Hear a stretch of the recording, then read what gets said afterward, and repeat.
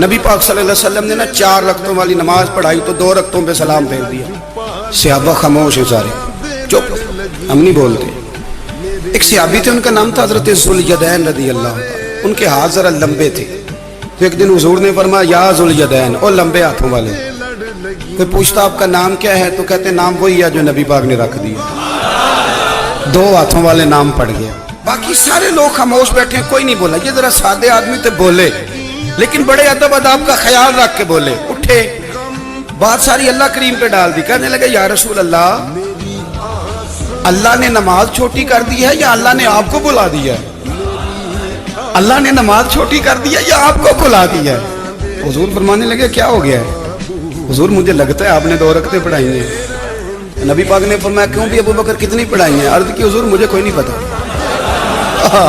مجھے نہیں پتا، میں تو پڑھنے آیا ہوں، کو رکھتے کتنی توڑی ہے، جتنی پڑھاؤ گے چپ کر کے پڑھ لیں گے۔